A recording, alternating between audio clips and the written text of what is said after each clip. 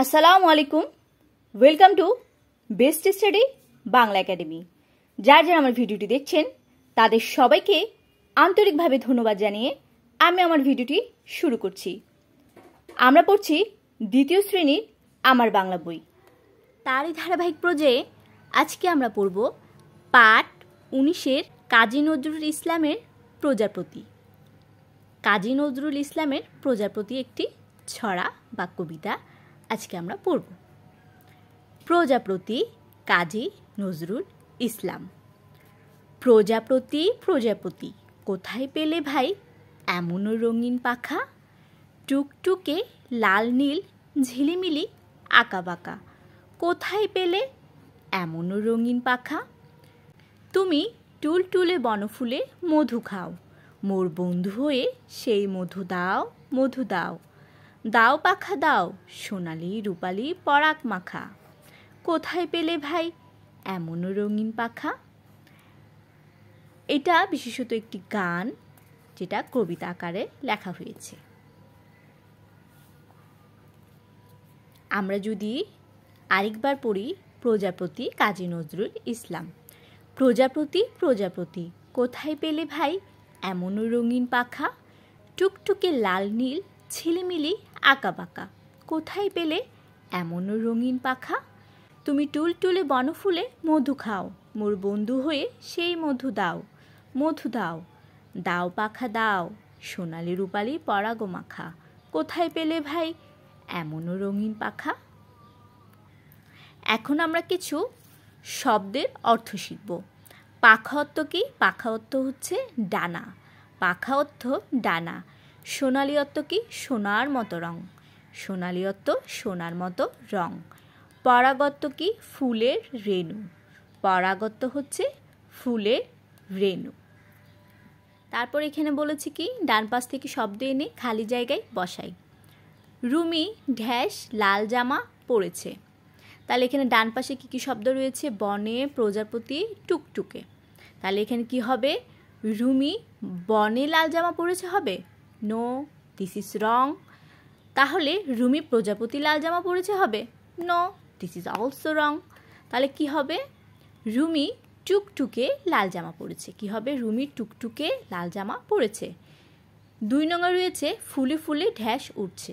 কি হবে এখানে? ফুলে ফুলে প্রজাপতি উঠছে। ফুলে ফুলে প্রজাপতি উঠছে। 3 রঙে রয়েছে ঢ্যাস কত রঙের ফুল ফুটেছে। তাহলে বিশেষত কোথায় ফুল ফুটে?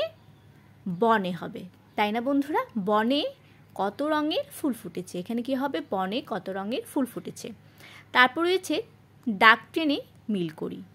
আমরা একটার সাথে একটা ডাক টেনে একটার সাথে একটা মিল করব। টুকটুকে কি হবে? টুকটুকে হবে লাল। এই যে টুকটুকে লাল। তারপর রয়েছে টুলটুলে। টুলটুলে কি হবে? টুলটুলে বনফুল। টুলটুলে বনফুল। রঙিন। রঙিন কি হবে? রঙিন পাখা। রঙিন পাখা। তারপর এখানে কিছু প্রশ্ন রয়েছে, বলি ও লিখি। প্রজাপতির পাখা কেমন? উত্তর কি হবে বলো তো? প্রজাপতির পাখা হচ্ছে রঙিন। প্রজাপতির পাখা রঙিন।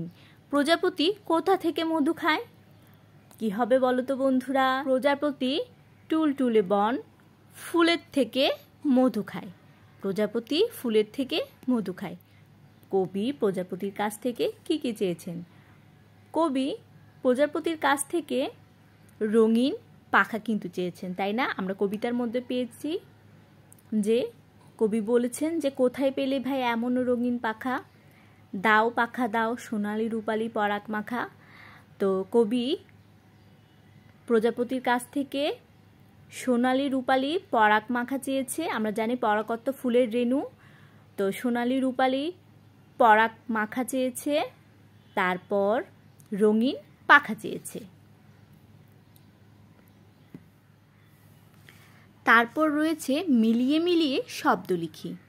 রয়েছে আঁকা বাঁকা। এটা দিয়ে কি লিখেছে? মিলিয়ে মিলিয়ে শব্দ। ফাঁকা ফাঁকা। আঁকা বাঁকা ফাঁকা ফাঁকা। এটা কিন্তু আবার কি হতে পারে? বাঁকা বাঁকা, এটাও হতে পারে।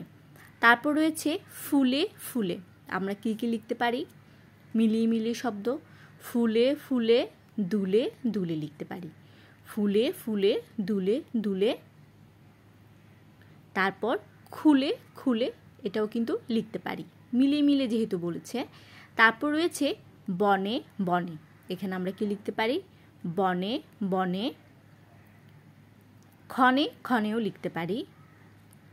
আবার বনে বনে দিয়ে মনে মনেও লিখতে পারি, বনে বনে মনে মনে। হেসে হেসে লিখতে পারি কি? হেসে হেসে লিখতে পারি ফেসে ফেসে বা ভেসে ভেসে, হেসে হেসে, শেষে শেষে বা ভেসে ভেসে। আপনাদের যদি কোনো প্রশ্ন থাকে অবশ্যই আপনারা কমেন্ট বক্সে কমেন্ট করে আমাকে জানাতে পারেন। আমি অবশ্যই আপনাদের প্রশ্নের উত্তর দেবার চেষ্টা করব। সবাইকে ধন্যবাদ জানিয়ে আমি আমার ভিডিওটি শেষ করছি। সবাই ভালো থাকবেন এবং সুস্থ থাকবেন। আসসালামু আলাইকুম।